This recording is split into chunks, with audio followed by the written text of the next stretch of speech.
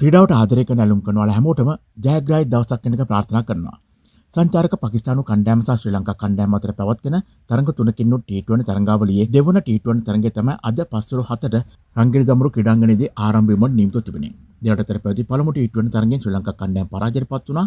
ඒ නිසා මෙම තරඟයේ ශ්‍රී ලංකා කණ්ඩායම ඉදිරි ගමන තීරණය වන තරඟයේ බවටයි පත් වුණේ. මන්ද තරඟයේ ජයගතොත් අපට තරඟාවලිය පිළිබඳව බලාපොරොත්තු තබා ගැනීමට හැකියාව ලැබෙන නිසා. කෙසේ නමුත් පළමු තරඟයට වර්ෂාවෙන් බාධා ඇති වුණේ නැහැ. ඒ නිසා තරඟයේ සාර්ථකව පැවැත්වීමට අවස්ථාව උදා වුණා. ඒ වගේම අද දෙවන තරඟයේ පැවැත්වීමට තිබූ මොහොතේදී උදෑසන දහවල් සහ සන්ධ්‍යා කියන කාලය පුරාවටම විටින් විට වර්ෂාපතන ඇද හැලීම නිසාම තරඟයේ නියමිත වේලාවට තරඟයේ ආරම්භ කිරීමට හැකියාවක් ලැබුණේ නැහැ.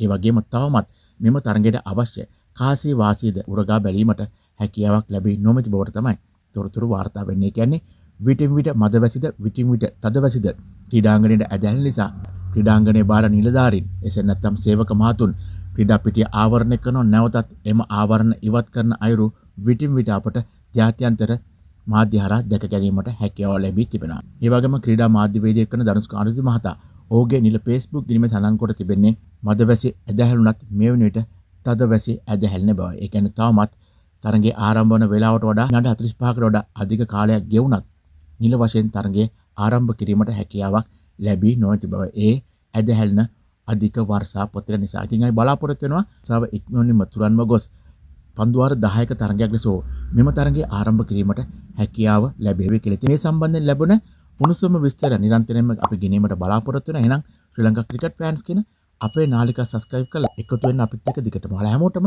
සුබ දවසක්. ජය වේවා.